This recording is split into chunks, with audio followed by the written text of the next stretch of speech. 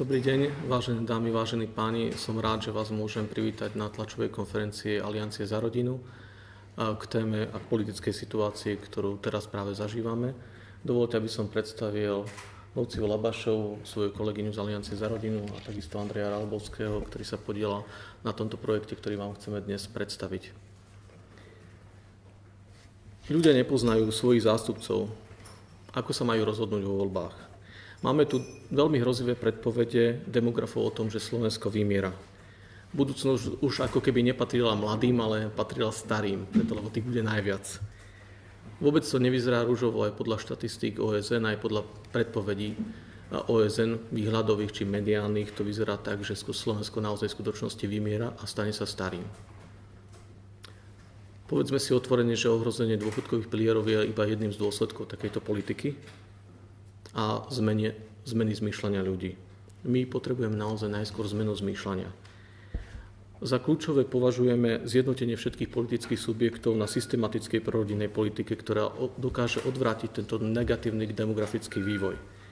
Okrem médií, ktoré majú absolútne nezastupiteľnú úlohu vo formovaní názorov ľudí, je tu aj parlament, ktorý musí prijímať komplexné opatrenia v prospech rodiny.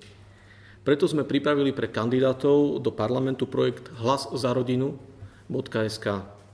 Na tomto portále môžu podpísať deklaráciu za rodinu, ktorá obsahuje prorodinné opatrenia.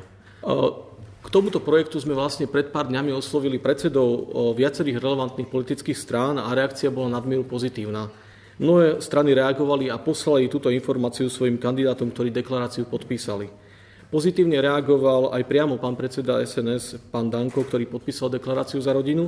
Veľmi pozitívne odozvy prišli z viacerých strán, ako je sieť, ktorá naozaj bola veľmi dynamická a aktívna už po pár dňoch. Takisto veľmi veľa kandidátov podpísalo deklaráciu za rodiny z Oľano, z KDH, z SMK, takisto kandidáti z Novy.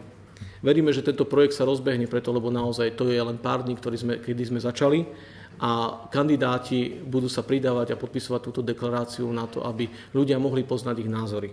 To je to podstatné. Ak nie sú otázky, tak ďakujem veľmi pekne za túto tlačovú konferenciu.